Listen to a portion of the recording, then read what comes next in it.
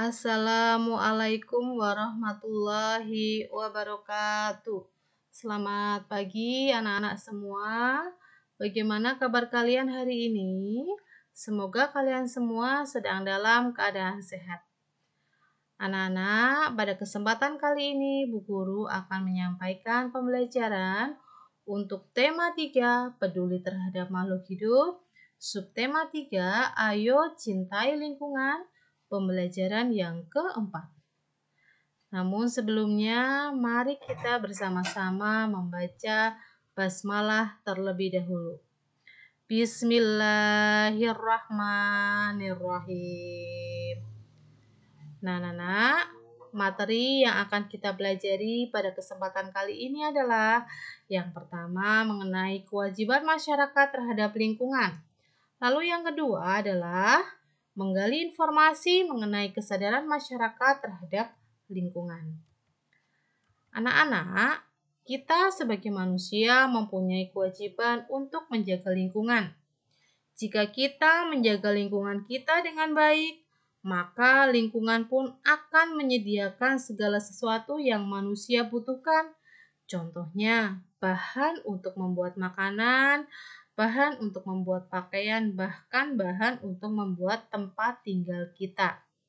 Nah, apa yang akan terjadi jika kita tidak melaksanakan kewajiban kita? Sekarang kalian perhatikan beberapa gambar berikut ini. Kalian amati ya. Kalian perhatikan gambar yang sudah Bu Guru tampilkan. Itu adalah gambar sebuah lahan kosong atau bisa kita sebut dengan hutan gundul. Nah, anak-anak, apa kira-kira penyebab terjadinya lingkungan seperti pada gambar di samping? Ya, penyebabnya tentunya adalah penebangan pohon secara liar. Siapa yang melakukannya? Tentunya yang melakukan adalah manusia. Nah, apakah akibat atau dampak bagi lingkungan jika kita melakukan penebangan pohon secara liar? Dampaknya adalah akan terjadi banjir dan juga tanah longsor. Kemudian anak-anak, apa dampak bagi masyarakat? Dampaknya adalah masyarakat akan kesulitan mendapatkan air bersih, kerugian akibat bencana longsor, dan juga cadangan oksigen yang berkurang. Karena tidak ada pepohonan, maka cadangan oksigen pun akan berkurang. Karena kalian tahu, pepohonan itulah yang menghasilkan oksigen. Lalu, kira-kira saran apa yang dapat kalian berikan agar hal tersebut tidak terjadi? Ya, kita bisa melakukan reboisasi atau penanaman hutan kembali agar lahan-lahan gundul tersebut bisa segar dan hijau kembali. Lalu, tidak melakukan penebangan pohon secara liar. Nah, sekarang kalian perhatikan gambar yang kedua, anak-anak. Ini adalah gambar bencana alam banjir. Kalian lihat ya, itu adalah gambar banjir. Jika pada gambar itu ada beberapa rumah yang kebanjiran. Airnya hampir menutupi rumah-rumah tersebut. Nah, anak-anak, kira-kira penyebabnya apa ya? Penyebab dari banjir tersebut? Tentunya penyebabnya adalah karena kelalaian masyarakat sendiri ya anak-anak. Kelalaian masyarakat dalam mengelola lingkungan dengan membuang sampah sembarangan. Lalu kira-kira apa dampaknya bagi lingkungan? Dampaknya adalah lingkungan pun akan menjadi kotor. Lalu banyak lumpur, sampah berserakan, dan kerusakan sarana dan prasarana. Jika terjadi banjir anak-anak, ketika kalian sudah pernah menyaksikan di televisi-televisi, setelah banjir, maka rumah pun menjadi kotor, lingkungannya menjadi kotor, banyak lumpur di dalam rumah atau di lingkungan. Kemudian sampah berserakan di mana-mana. Lalu rumah-rumah banyak yang rusak ya anak-anak. Lalu kemudian apa dampak bagi masyarakat? Akibatnya bagi masyarakat apa anak-anak? Ya, jika terjadi banjir, maka kurangnya ketersediaan air bersih akan terjadi. Lalu timbul berbagai penyakit karena lingkungan yang kotor maka akan mudah menyebabkan penyakit. Bahkan akan menyebabkan korban jiwa apabila terjadi banjir. Nah, kira-kira saran apa yang dapat kalian berikan ya anak-anak agar banjir tersebut tidak terjadi? Iya, tidak membuang sampah sembarangan, lalu hindari pembangunan rumah di tepi sungai. Karena dengan kita membangun rumah di tepi sungai, maka akan mempersempit sungai tersebut dan membersihkan sampah-sampah yang mengendap di sungai. Selanjutnya gambar yang ketiga adalah jika kalian perhatikan itu adalah gambar tanah longsor. Kira-kira apa penyebab terjadinya lingkungan seperti pada gambar di samping anak-anak? Iya, penyebabnya adalah penggundulan hutan. Jika kita melakukan penggundulan hutan atau hutannya gundul, maka akan mudah terjadinya bencana tanah longsor. Kemudian, apakah dampak bagi lingkungan jika terjadi tanah longsor? Ya, dampaknya yang akan terjadi pada lingkungan adalah kerusakan lingkungan.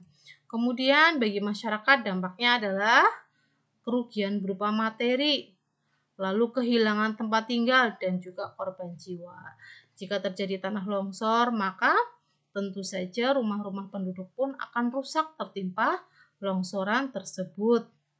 Bahkan dapat menyebabkan korban jiwa. Lalu, kira-kira saran apa yang dapat kalian berikan agar hal tersebut tidak terjadi? Ya, bisa dilakukan reboisasi pada lahan-lahan gundul dan tidak melakukan penebangan pohon secara liar sehingga bisa meminimalisasi terjadinya tanah longsor. Nah, anak-anak, kesimpulannya apa dampak dari tidak melaksanakan kewajiban terhadap lingkungan? Ya, kita dapat ambil kesimpulan yang terjadi jika kita tidak melaksanakan kewajiban terhadap lingkungan adalah yang pertama, kita dapat menjadikan merusak lingkungan, lalu terjadi bencana alam dan membahayakan manusia. Nah, kurangnya kesadaran masyarakat untuk menjaga lingkungan akan berdampak pada kesehatan masyarakat. Lingkungan pun akan menjadi tidak terawat, kotor, rusak, bahkan dapat menimbulkan penyakit. Nah, anak-anak, bagaimana kesadaran masyarakat dalam menjaga lingkungan di daerah tempat tinggal kalian, anak-anak? Kira-kira apakah kalian tahu kesadaran masyarakat di lingkungan tempat tinggal kalian berada? Kalian bisa mengetahuinya dengan cara sebagai berikut. Ya, untuk mengetahui bagaimana kesadaran masyarakat dalam menjaga lingkungan kalian bisa melakukan beberapa hal, anak-anak. Yang pertama, kalian bisa melakukan pengamatan terhadap warga sekitar. Ya, lalu yang kedua, melakukan wawancara kepada ketua RT, dan yang ketiga adalah melakukan wawancara kepada warga di lingkunganmu. Jadi, ini adalah beberapa cara untuk mengetahui bagaimana kesadaran masyarakat dalam menjaga lingkungan di daerah tempat tinggal kalian. Kalian bisa melakukan pengamatan terhadap warga sekitar, bagaimana warga sekitar dalam menjaga lingkungannya. Lalu kalian bisa melakukan wawancara kepada ketua RT, memberikan beberapa pertanyaan mengenai masyarakat di lingkungan sekitar dalam menjaga lingkungan. Lalu juga kalian bisa bertanya langsung kepada warga di sekitar kalian, bagaimana mereka menjaga lingkungan tempat tinggal mereka. Nah, anak-anak,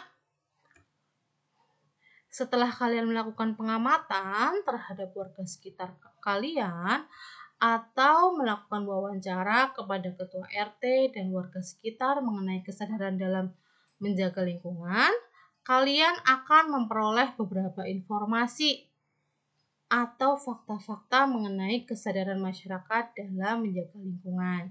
Jadi setelah kalian melakukan pengamatan dan juga melakukan wawancara kepada RT dan juga warga sekitar, tentunya kalian akan memperoleh beberapa informasi atau fakta-fakta mengenai kesadaran masyarakat di lingkungan kalian. Nah, anak-anak, Berikut adalah beberapa contoh fakta-fakta yang kalian temukan setelah melakukan pengamatan dan juga wawancara. Nah, yang pertama adalah contohnya ini membuang sampah pada tempatnya. Jadi ada warga masyarakat yang membuang sampah pada tempatnya. Lalu ada juga warga masyarakat melakukan kerja bakti membersihkan lingkungan. Kemudian membuat bak penampungan sampah. Lalu menanam pohon di sekitar rumah. Juga memisahkan sampah organik dan juga sampah non-organik. Lalu masih ada warga yang membuang sampah di sungai. Ada sebagian warga yang enggan membersihkan lingkungan. Ada warga yang belum menanam pohon di sekitar rumah. Masih ada sampah yang dibuang tidak pada tempatnya. Lalu ada sebagian warga yang tidak mau merawat lingkungan sekitar rumahnya. Jadi ini adalah beberapa contoh fakta-fakta atau informasi yang dapat kalian temukan setelah kalian melakukan pengamatan ataupun wawancara terhadap warga di sekitar lingkungan kalian. Mengenai apa? Mengenai bagaimana masyarakat menjaga lingkungan tempat tinggal mereka. Nah, Nana, dari fakta yang telah kamu temukan, kamu bisa mengelompokkan hal yang sudah baik dan hal yang belum baik. Contohnya adalah sebagai berikut. Ini adalah hal yang sudah baik, anak-anak. Contohnya adalah membuang sampah pada tempatnya, melakukan kerja bakti membersihkan lingkungan, membuat bak penampungan sampah, lalu menanam pohon di sekitar rumah, dan juga memisahkan sampah organik dan sampah non-organik. Lalu hal yang belum baik, tentunya ada ya anak-anak masyarakat yang masih belum melakukan menjaga lingkungan dengan baik. Contohnya adalah masih ada warga yang membuang sampah di sungai. Lalu ada sebagian warga yang enggan membersihkan lingkungan. Ada warga yang belum menanam pohon di sekitar rumah. Kemudian masih ada sampah yang dibuang tidak pada tempatnya. Dan ada sebagian warga yang tidak mau merawat lingkungan sekitar rumahnya. Nah, Nana, dari beberapa fakta yang kita dapatkan, kita bisa menyimpulkan beberapa hal. Apakah warga di sekitarmu sudah mencintai lingkungan? Nah, jadi setelah kalian mengumpulkan beberapa fakta dan juga memisahkannya, kamu bisa menyimpulkan apakah warga di sekitarmu itu sudah mencintai lingkungan. Kamu bisa menilainya dari fakta-fakta yang telah kamu dapatkan dari kamu melakukan pengamatan ataupun wawancara terhadap ketua RT dan juga warga sekitar. Nah, jika dilihat dari fakta-fakta yang tadi sudah Bu Guru sampaikan, maka sebagian besar warga sudah menunjukkan sikap mencintai lingkungan.